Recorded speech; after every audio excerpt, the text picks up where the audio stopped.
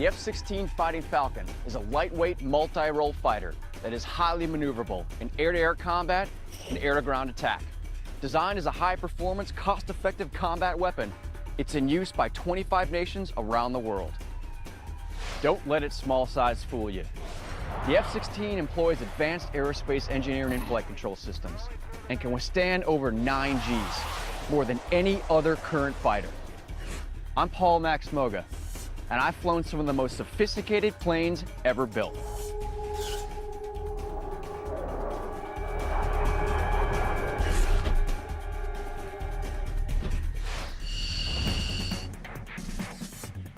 I'm at Langley Air Force Base in Hampton, Virginia, the first U.S. military base built specifically for air power. On this episode of Great Planes, we'll learn the amazing story of the F-16 Fighting Falcon.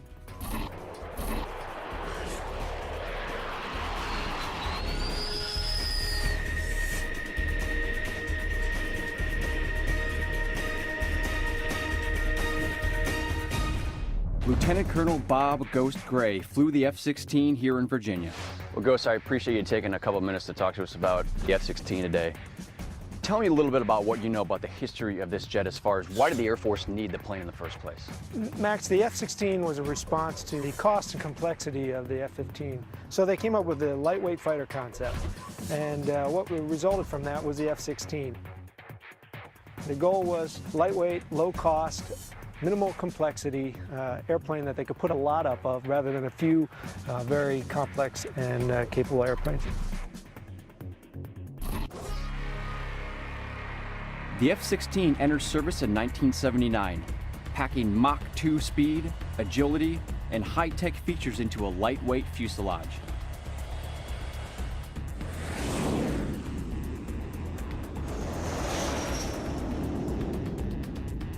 Equally incredible is that the creation of the F-16 utilizes a new design process that hasn't been used on a fighter before.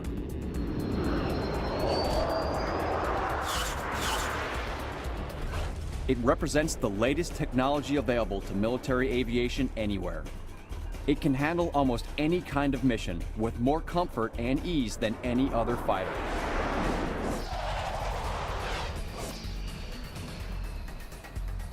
Many see the F-16 as the ultimate dogfighter, a culmination of 60 years of fighter development.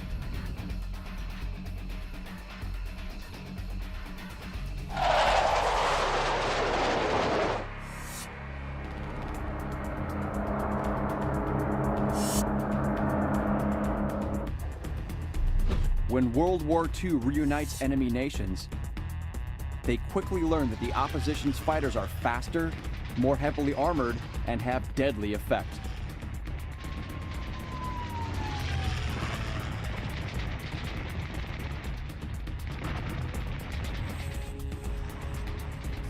The need for a superior aircraft is fueled by the ongoing conflict. Several nations in the conflict experiment with jet power, and by the end of the war, the Allies and Germans are building the first fighter jets.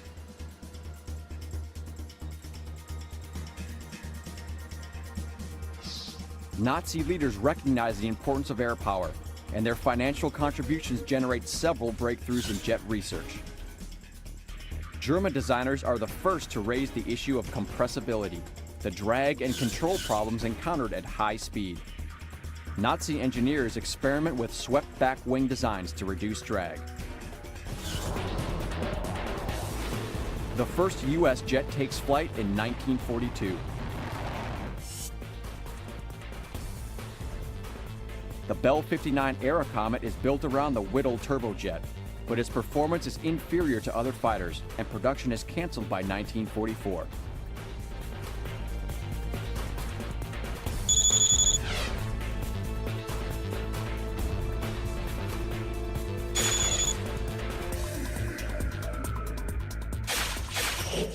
The output of early engines is low and requires at least 2 power plants to achieve reasonable performance. While jet engine development radically progresses, many of the first fighter jets fail because the conventional airframe cannot equip a turbojet engine.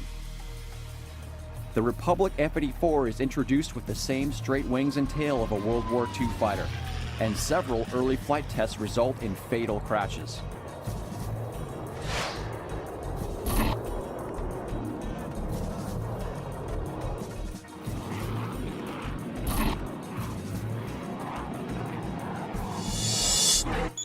The jet has so many structural and engine problems that in the first year of service, the Air Force considers scrubbing the program. In spite of complications, studies continue and perseverance pays off when a possible solution comes from the North American Aviation Company. After studying information captured from the Germans at the end of the war, they proposed that swept-back wings may decrease drag on a plane traveling at high speeds. The U.S. Army Air Corps ends a 40-year association with the Army and becomes the U.S. Air Force in 1947. The new Air Force focuses on jet research during this new era of aviation, where air power is a major element of defense and a primary hope for deterring war. Their tests confirm that the swept-back wing surface adds speed without reducing the aircraft's stability, and America's first swept-wing fighter, the F-86 Sabre, emerges for combat in 1950. The Sabre distinguishes itself in the Korean War as an excellent aircraft with high-speed maneuverability and firepower.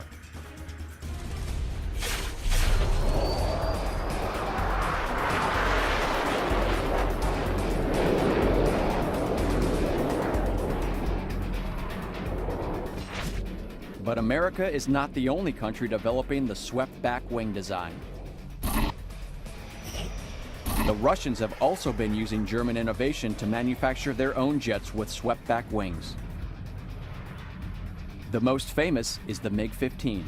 It shocks the West out of its complacency once it first appears over Korea in 1949.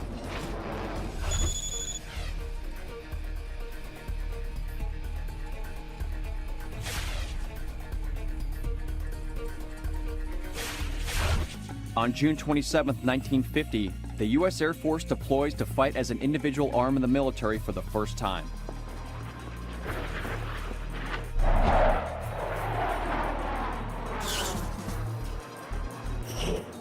While the F-86 Sabre could not match the MiG-15 in some performance areas, Sabre pilots used superior flight tactics to achieve a 10-to-1 kill ratio over MiGs in Korean dogfights. The U.S. finds success with this combination of experience and technology, but when the conflict ends in 1953, it seems that the time for the dogfighter is about to run out. During the Cold War, the role of American fighter aircraft is to destroy long-range Russian bombers that threaten nuclear attack. The Sabre's machine guns are not the best weapons to use against these aircraft, and are soon replaced by missiles, developed for air-to-air and air-to-ground use. As their sophistication improves, the fighter's role diminishes to a platform for launching missiles. In 1965, the United States commits air power to the Vietnam conflict. While fighter bombers are effective in the ground attack role, they are not dogfighters. When the North Vietnamese MiGs appear, the faster and more sophisticated American fighter bombers are not agile enough to bring them down. The MiG-21's maneuverability and speed make it one of the most widely used fighters in the world. The model is only a slight improvement to the MiG-15s used in the Korean War, but the agile fighters are heavily armed and more dangerous than ever.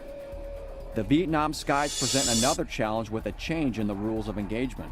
This requires U.S. pilots to closely identify their target before weapon release. The previous tactics of long-range missile attack are useless, and pilots must develop new strategies. While developing high-speed missile platforms, a truly versatile aircraft evolves. The McDonnell F-4 Phantom revolutionizes aerial combat with its sophisticated radar and deadly air-to-air missiles. But the F-4 is never a true dogfighter, and the combination of Mach 2 speed and maneuverability is only a temporary answer to the deadly MiG. The Navy soon finds a replacement that revives the concept of a dual-role attack fighter.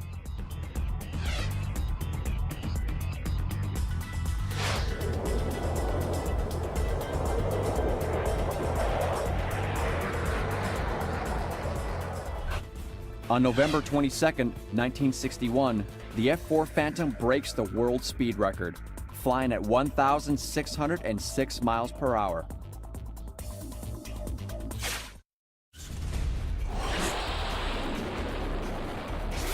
In the late 1960s, the United States Navy and Air Force worked to fill the void created by the lack of a high-agility dogfighter. The Navy announces a design contest among manufacturers for a new plane to replace the F-4 Phantom.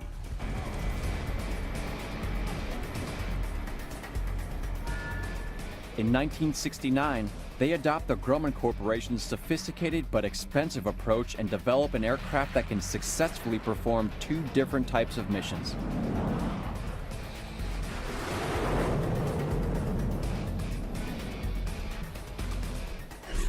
The Grumman F-14 Tomcat is a twin-engine aircraft with variable swept wings that adjust to suit the type of mission it is required to perform.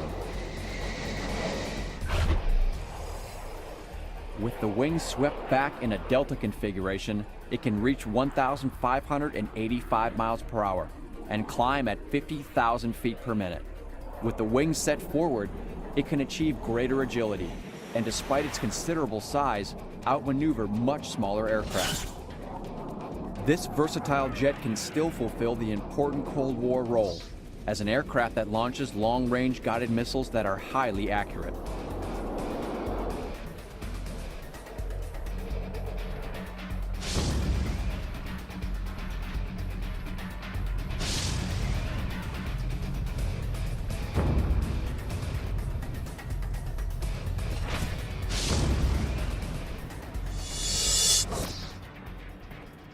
The Air Force, however, has a less diverse mission requirement and looks toward the fixed-wing design that McDonnell Douglas offers in the F-15 Eagle.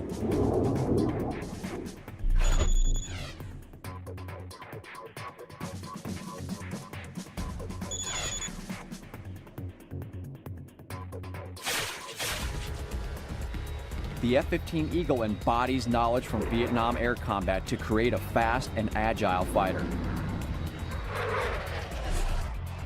This single-seat, high-performance fighter is without a doubt the best dedicated dogfighter in service. But while the Eagle excels in the skies, cost makes it virtually impossible to equip every Air Force squadron. The U.S. military needs an economical, high-performance fighter that can be built in sufficient numbers to compete with the Soviet threat.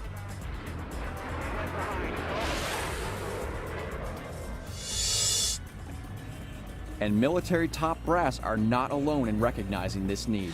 After serving in the Korean War, fighter tactics instructor Colonel John Boyd launches his own research to develop the necessary fighter. Colonel Boyd flew at the U.S. Air Force Weapons School at Nellis Air Force Base and became well known for defeating all challengers in air-to-air combat in 40 seconds or less. He gained further respect with the U.S. Air Force when he developed the aerial attack study, which turned the art of dogfighting into a science. Colonel Boyd works with mathematician Thomas Christie to develop the now famous energy maneuverability theory. This groundbreaking work enables fighter pilots to evaluate their energy potential at any altitude and in any maneuver, as well as the energy potential of their aerial adversary. Colonel Boyd goes on to show how his theory can be used as an effective tool for designing new fighter aircraft. The approach emphasizes an aircraft capable of quick changes in speed, altitude, and direction. Boyd and a group of like-minded innovators form a small advocacy group within the U.S. Air Force, dubbed the Lightweight Fighter Mafia. They conceived the Lightweight Fighter program, and in 1969, they secure funding from the Air Force to validate their theory. General Dynamics receives $149,000 and Northrop $100,000 to develop design concepts that embody Boyd's energy maneuverability theory for a small, low-drag, lightweight, pure fighter. The concept gains political support from the Deputy Secretary of Defense. In May 1971, he establishes an Air Force prototype study group, which will fund two of the proposals. And on the 6th of June 1972, the U.S. Defense Department seeks submissions from the aviation industry. 5 companies respond: And in March, the Air Staff announces that the winners for the prototype development and testing phase are Northrop and General Dynamics. Northrop works in collaboration with McDonnell Douglas to design a twin-engine lightweight fighter that employs two separate tail fins, giving it an appearance similar to the F-15. The design is given the Air Force prefix YF-17, and they place an order for two prototypes.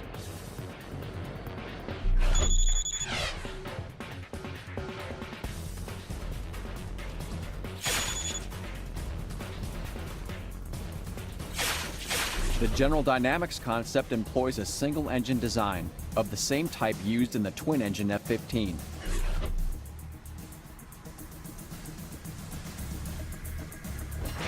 Many late Western designs offer two power plants as a safeguard against engine failure, but General Dynamics wages a lot on the excellent reputation of the Pratt & Whitney F-100 engine. The Pratt & Whitney F-100 turbofan delivers 23,450 pounds of thrust and reduces the weight of the aircraft by 3,740 pounds. The model is designated the YF-16, and two prototypes are ordered. Both companies are given contracts of over $30 million to produce the competing models. In January 1974, General Dynamics delivers the first YF-16 to Edwards Air Force Base in California, and the first official flight is to commence on February 2nd. But the first actual flight occurs accidentally during a high-speed taxi test on January 21st. While gathering speed, a fin scrapes the ground and the aircraft begins to veer off the runway. The test pilot lifts off to avoid wrecking the machine and safely lands it 6 minutes later. Northrop completes the YF-17 design in June 1974, and after testing, competes in a flyover alongside the YF-16 as part of the decision-making process to resolve which concept will win. Belgium, Denmark, Norway, and the Netherlands formed the Multinational Fighter Program Group to select a replacement for their aging F-104 starfighters. They indicate that the winner of the lightweight fighter contest will be the favored candidate. In September, the Air Force announces that they plan to purchase 650 of whichever aircraft is chosen for the Air Combat Fighter. In January, the Air Force announces the selection of the YF-16. It is the overall performance of the F-16 prototypes that impressed the Department of Defense. A pre-production order of 15 aircraft is placed, with a prospect to purchase 650 aircraft over the next 5 years. But Northrop's design is not scrapped forever. The YF-17 would eventually evolve into the FA-18 Hornet. The Hornet is an all-weather, carrier-capable, multi-role fighter jet, designed to attack both ground and air targets. F-16s joined the Iraq War in 2003 and are still active in counterinsurgency missions. The Fighting Falcon's most famous involvement in the war was the 2006 strike that assassinated Abu Musab al-Zarqawi, the then leader of al-Qaeda in Iraq.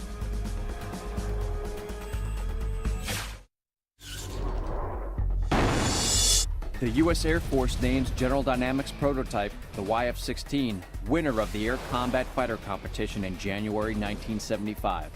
The flight test program reveals the YF-16's superior acceleration, climb rates, endurance, and turning ability. During development, both manufacturers are aware that the aging F-104 starfighter will soon need to be replaced. The F-104 equips several European NATO air forces, so the replacement will be the fighter deal of the century.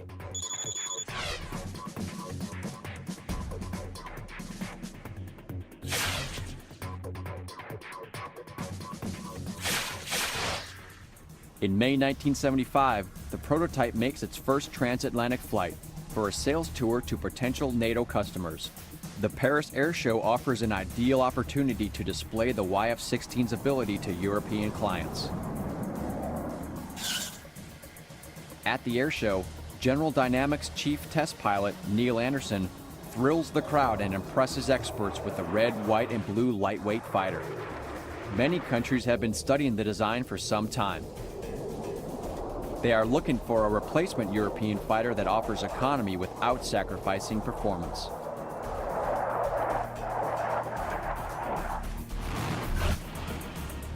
After intense international competition among manufacturers, NATO countries adopt that General Dynamics design. By the end of the air show, 4 European air forces sign up for 348 F-16s.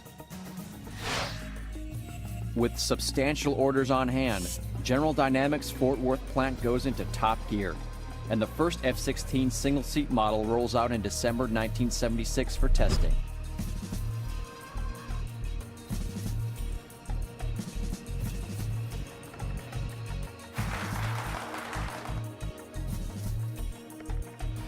When the plane is built, it represents the last word in technological design.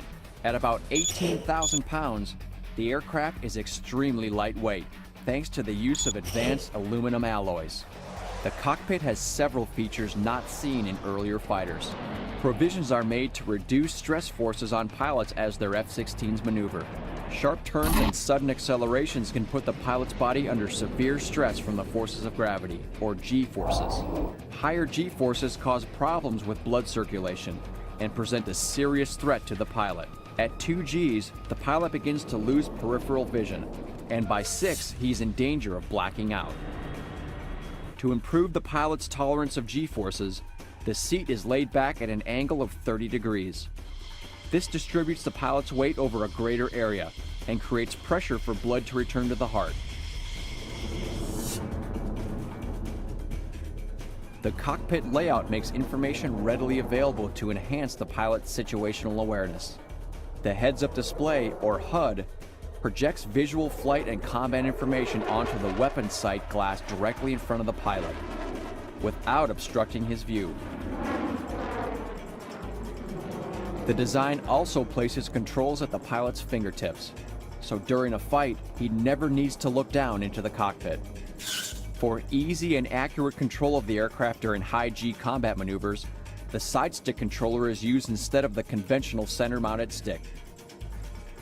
So talk to me a little bit about the evolution of the flight control system in the jet, specifically the stick. When it first came out as a new concept, did the guys that were flying it like it, or was it kind of foreign to them? Well, it was truly foreign. It was a side stick, which was different from any airplane before it, the F-15 or the F-4.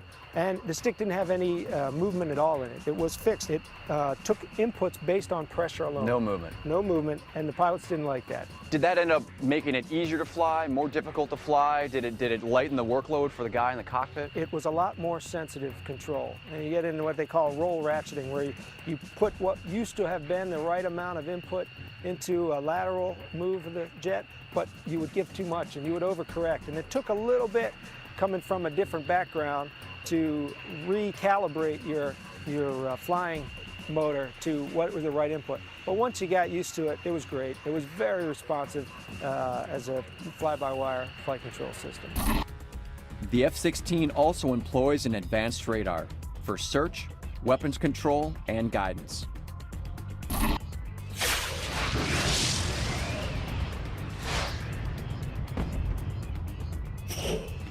General Dynamics recognizes that maximum visibility can provide a small edge that today's dogfighters need over their opponents. The one-piece bubble canopy is one of the most subtle yet beneficial features of the F-16 design. It provides 360-degree all-around visibility. The wing and fuselage blend into each other, creating a single modular unit.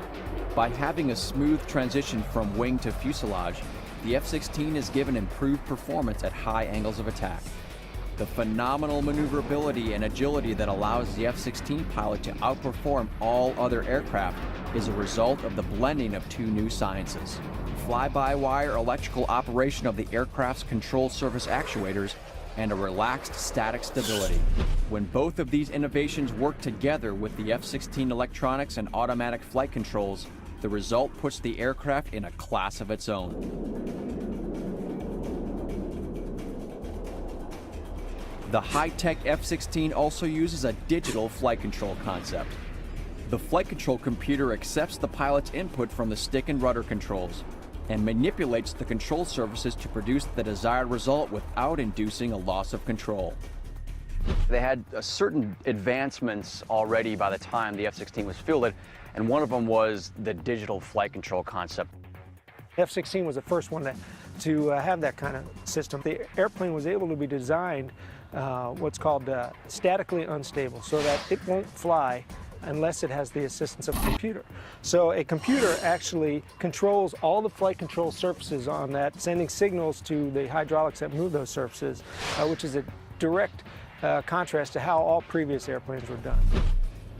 The F-16 is the first plane completely controlled by a computer, and many pilots call it the electric plane. It is also the first aircraft to feature a thrust-to-weight ratio greater than 1:1, providing enough power to climb and accelerate vertically at the same time.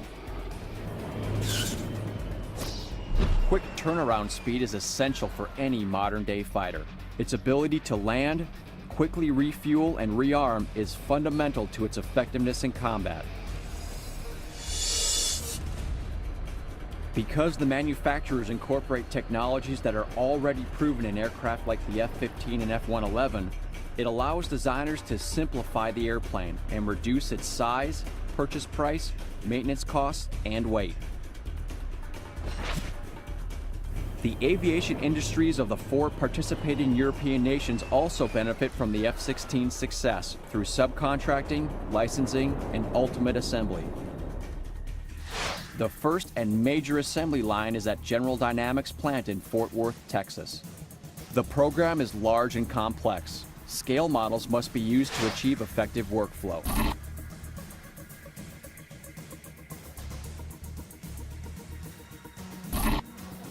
As production and assembly get underway, the European manufacturers also begin construction.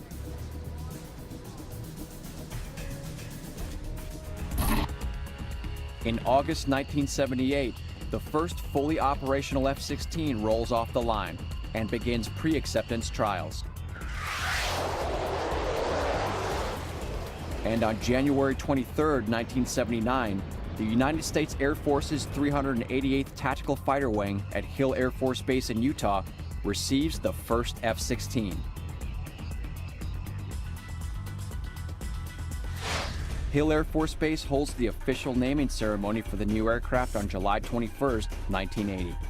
And the F-16 is formally named the Fighting Falcon, after the mascot for the United States Air Force Academy.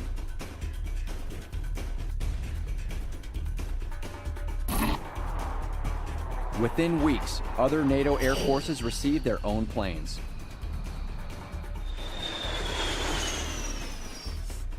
Increased interest in the F-16 spawns orders from around the world. In 1979, Iran orders 160 aircraft. But after a change in power, the United States cancels the order. Eventually, 79 aircraft from that order find their way to the Israeli Air Force.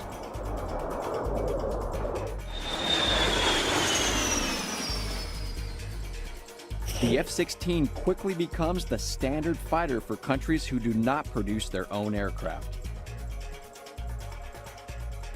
Before Fighting Falcon was selected as the official name, pilots at Hill Air Force Base came up with a number of proposals, including Viper, because they thought it resembled a Cobra or Viper as it approached. Even though the Fighting Falcon became the official name, Viper stuck around and became the unofficial nickname for the F-16.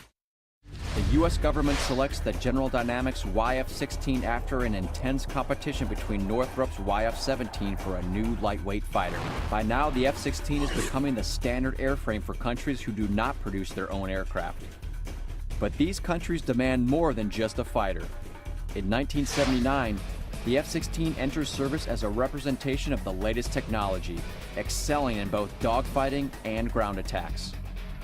Mindful of the dogfight mission, it is equipped with a cannon, missiles, and has a staggering array of potential configurations.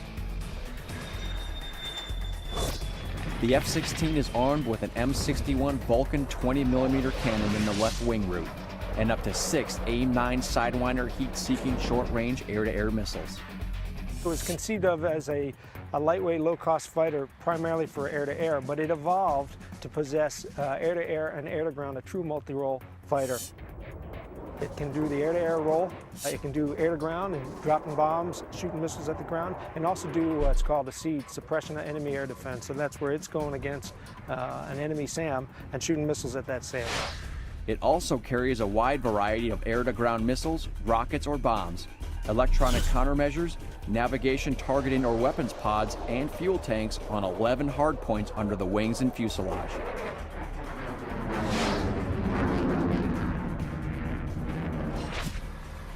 In addition to its traditional fighter role, pilots soon realized that the F-16 is highly effective in air-to-ground scenarios.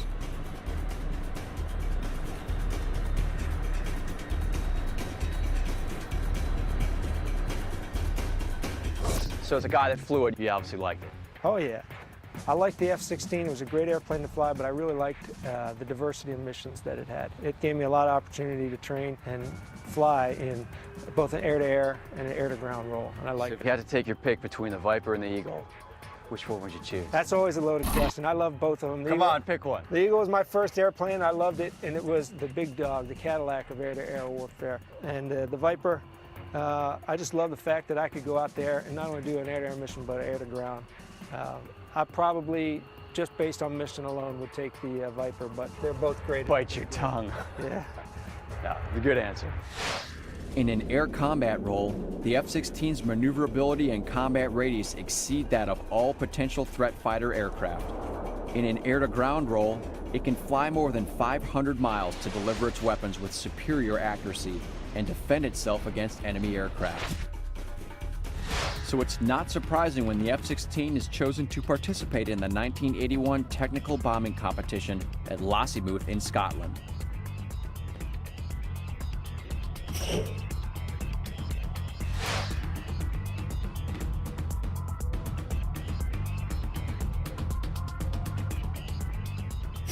Considered by some to be the penultimate competition of its kind.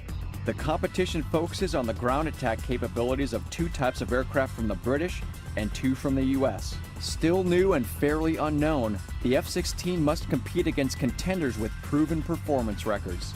The BAC Jaguar is Britain's state-of-the-art ground attack aircraft.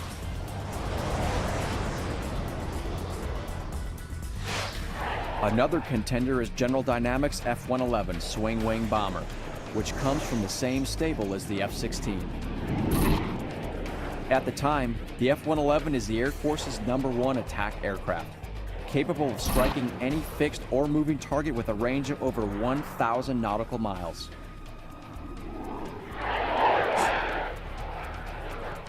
Employed by the Royal Air Force, the British twin-engine Buccaneer is a veteran with many years of service as a naval attack bomber.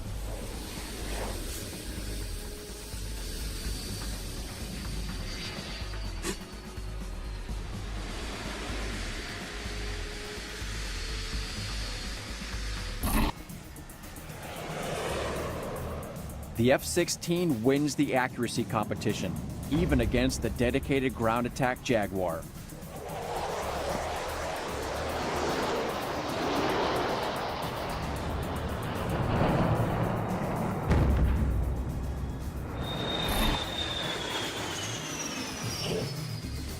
But the competition does not just test bombing accuracy.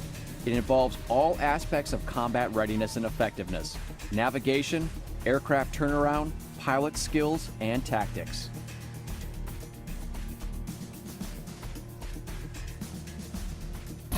In all aspects, the F-16 establishes itself with breathtaking effectiveness. By the time the final results are calculated, General Dynamics' brilliant lightweight wins the #1 position in the final formation. However, the success of the F-16 at Lossiemouth does not come as a complete surprise.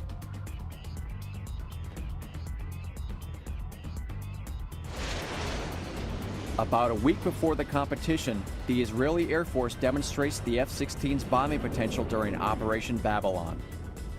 This is the F-16's first combat mission worldwide. On the afternoon of June 7, 1981, Israeli fighter planes prepare for a surprise airstrike that will deprive the Iraqis of atomic weapons. The target is a nuclear reactor in Osirak, Iraq, where nuclear fuel can be converted into plutonium for atom bombs. The mission calls for 8 F-16s, each carrying two 2,000-pound bombs, and 6 F-15s that serve as fighter escorts to protect the bomb-laden Falcons. One by one, the Falcon's bombs find their marks, and in less than 2 minutes, the plant is destroyed by 16 tons of TNT.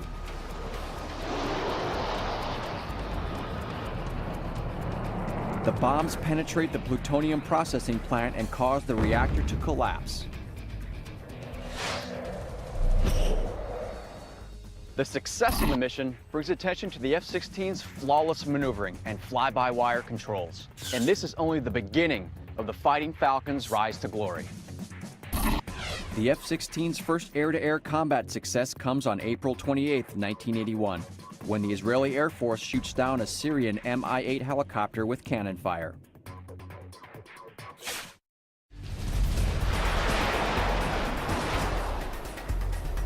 Air forces around the world become aware of the F-16's success as a low-cost multi-role fighter.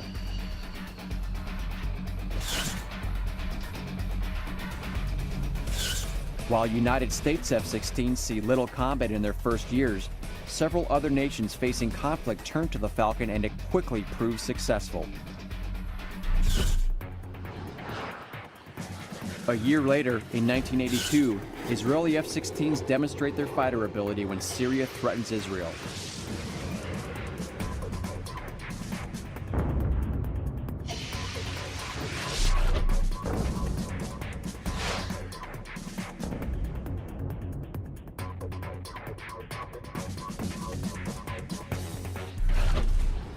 Together with the Israeli Air Force Eagles and F-4s, they devastate Syrian fighters in classic dogfight situations.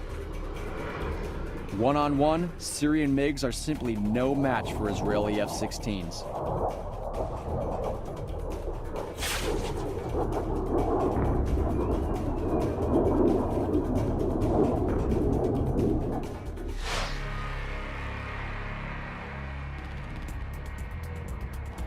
Due to its astounding maneuverability, the United States Air Force quickly finds another role for the versatile fighter. On April 2, 1983, the U.S. Air Force Aerial Demonstration Squadron flies its first public show with the F-16. The Thunderbirds were activated in 1953 to present aerial maneuvers that exhibit the capabilities of high-performance Air Force aircraft.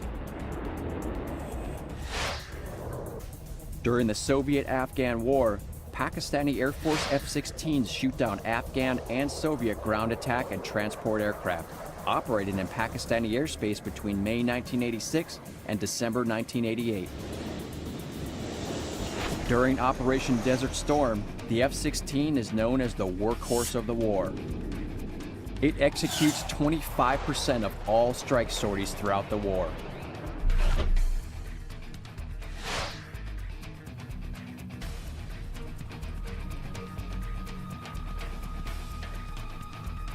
Averaging 300 to 400 a day, the Fighting Falcon is credited with flying 13,500 sorties, more than any other aircraft.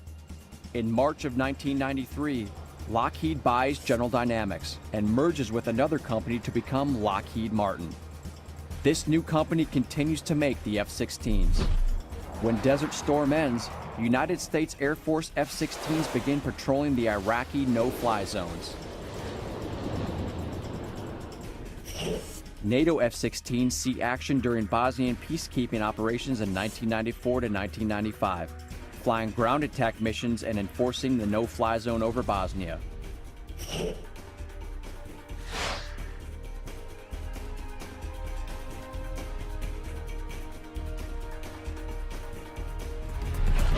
F-16s returned to Iraq in December 1998 as part of the Operation Desert Fox bombing campaign to degrade Iraq's ability to manufacture and use weapons of mass destruction.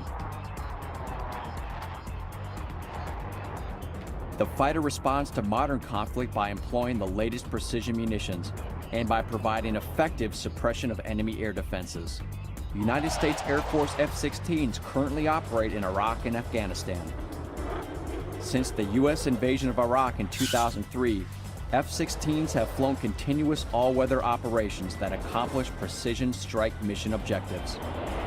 The F-16 provides more proven combat capability and affordability than any other multi-role fighter available in the world today. The F-16 evolves through 4 generations to become the most capable multi-role fighter available, building upon its legendary combat record of 72 victories and 0 losses.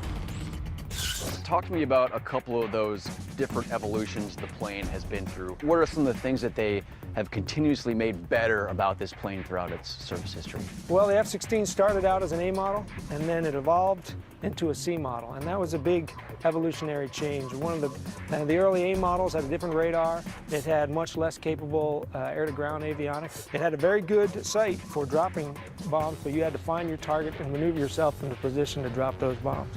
When the C model came along, all those next generation capabilities with targeting pod that allowed laser guided targeting and LGB weapons to be dropped. It allowed, had a GPS navigation system which allowed it to target with GPS guided bombs. The most current evolution of the capabilities came about with the C model. It also got a bigger motor because the jet started to get heavier as it started to take on all these capabilities. Suffice to say that the Viper that first came out back in the late 70s would almost pale in comparison to the Vipers that we're flying today. Oh, most certainly. Most certainly. I mean, they were lighter and they were a lot simpler avionics-wise. There were a lot more additions that were added to the capabilities, both internally and externally on the F-16. Lockheed Martin and the U.S. Air Force are committed to modification and sustainment of the worldwide F-16 fleet.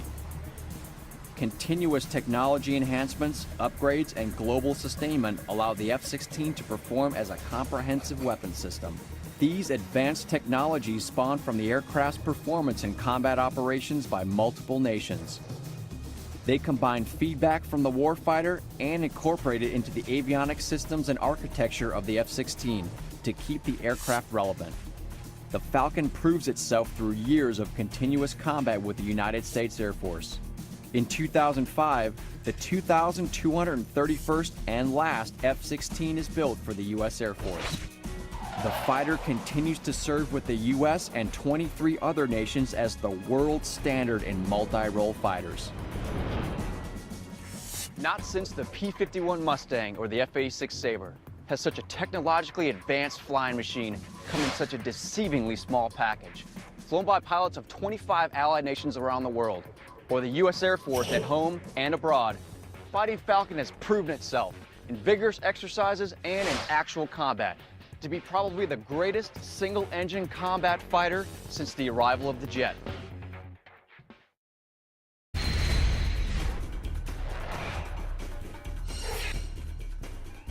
The F-16 Fighting Falcon is a lightweight multi-role fighter that is highly maneuverable in air-to-air combat and air-to-ground attack.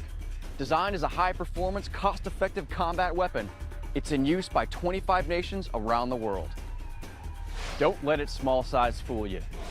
The F-16 employs advanced aerospace engineering and flight control systems and can withstand over 9 Gs, more than any other current fighter. I'm Paul Max Moga, and I've flown some of the most sophisticated planes ever built.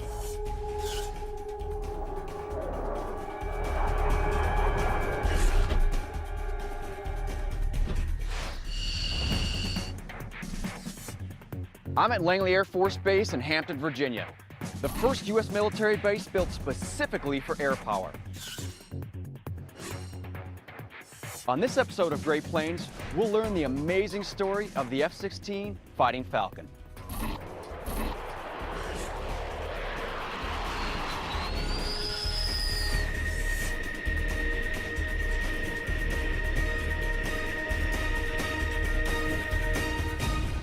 Lieutenant Colonel Bob Ghost Gray flew the F-16 here in Virginia. Well, Ghost, I appreciate you taking a couple minutes to talk to us about the F-16 today. Tell me a little bit about what you know about the history of this jet as far as why did the Air Force need the plane in the first place? Max, the F-16 was a response to the cost and complexity of the F-15. So radically progresses, many of the first fighter jets fail because the conventional airframe cannot equip a turbojet engine. The Republic F-84 is introduced with the same straight wings and tail of a World War II fighter, and several early flight tests result in fatal crashes.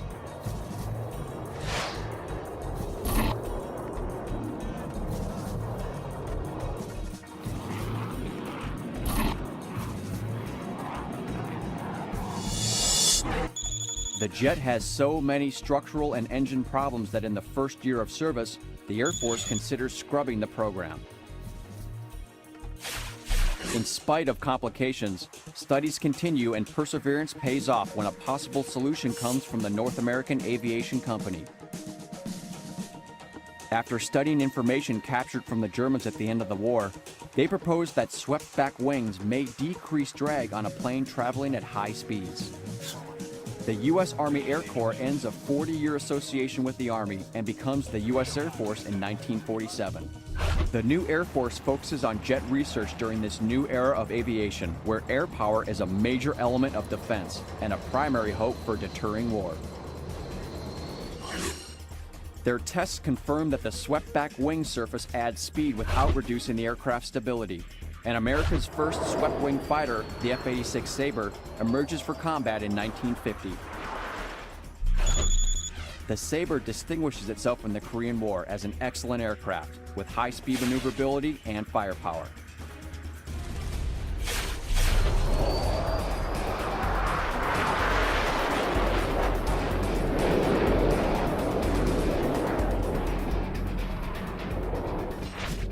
But America is not the only country developing the swept-back wing design.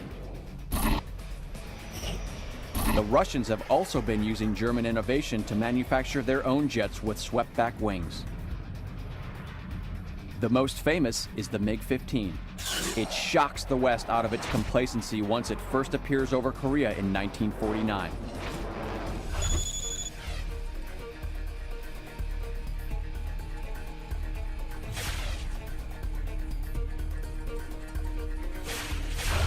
On June 27, 1950, the U.S. Air Force deploys to fight as an individual arm in the military for the first time.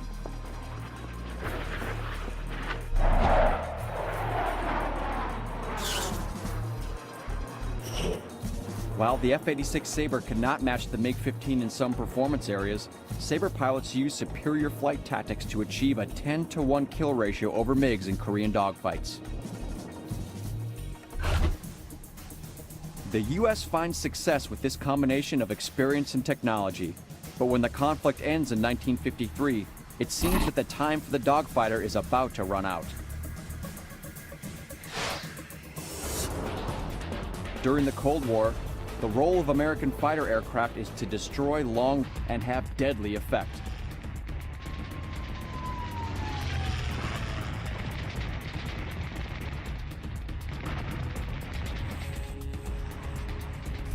The need for a superior aircraft is fueled by the ongoing conflict. Several nations in the conflict experiment with jet power, and by the end of the war, the Allies and Germans are building the first fighter jets.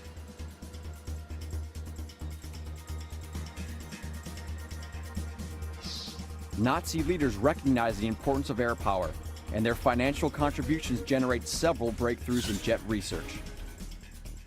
German designers are the first to raise the issue of compressibility, the drag and control problems encountered at high speed. Nazi engineers experiment with swept-back wing designs to reduce drag. The first U.S. jet takes flight in 1942. The Bell 59 Aerocomet is built around the Whittle turbojet, but its performance is inferior to other fighters, and production is canceled by 1944.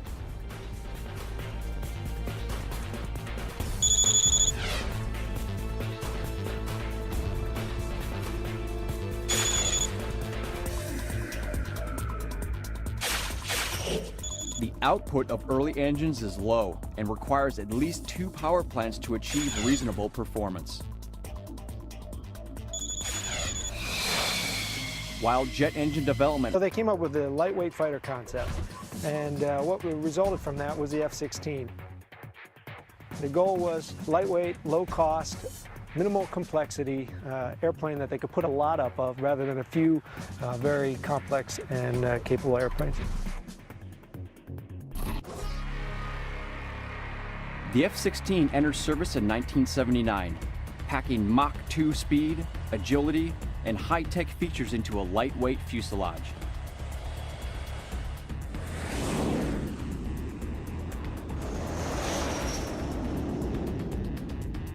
Equally incredible is that the creation of the F-16 utilizes a new design process that hasn't been used on a fighter before.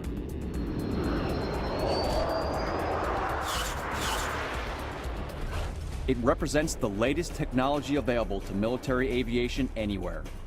It can handle almost any kind of mission with more comfort and ease than any other fighter.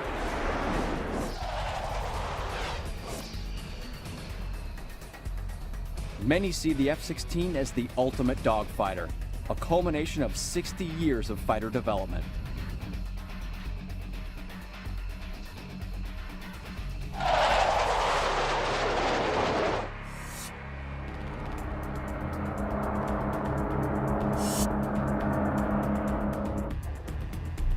When World War II reunites enemy nations, they quickly learn that the opposition's fighters are faster, more heavily armored,